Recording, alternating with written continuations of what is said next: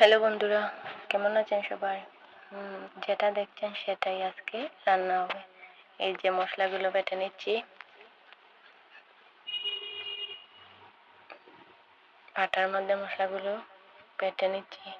আদা, জিরে, ওই যে পেঁয়াজ কুচি, রসুন বাটা, আদা বাটা, জিরে বাটা, গরম মশলা সবকিছু বেটে নিলাম। এগুলো একসাথে সবকিছু মেখে নিলাম।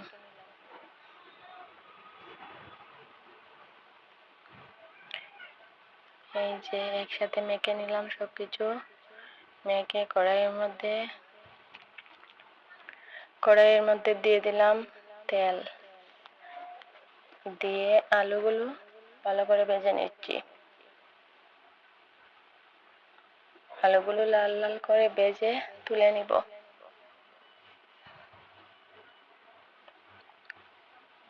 এই যে তুলে নিলাম আলু, তার মধ্যে দিয়ে দিলাম পেঁয়াজ কুচি, ভালো করে ভেজে দিয়ে দিলাম মেখে রাখা মাংসগুলো।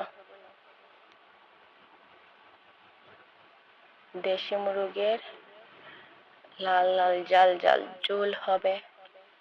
কারা কারা পছন্দ করেন বলুন? এই যে ঢাকনা দিয়ে ঢেকে দিলাম। তারপর এই যে ঢাকনা খুলে ভালো করে কষিয়ে নিচ্ছি। আবারও ঢেকে দিলাম।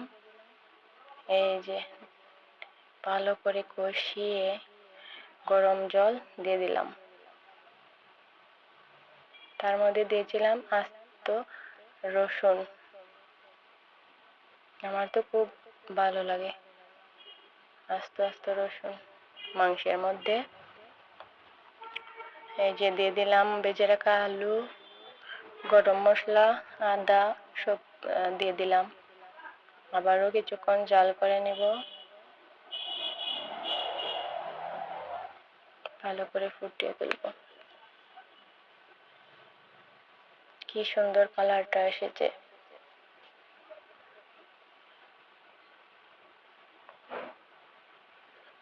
এই যে রান্না শেষ। কি সুন্দর, তাই না? দেখতে যেরকম সুন্দর হয়েছে, খেতেও কিন্তু সেই স্বাদ ছিল।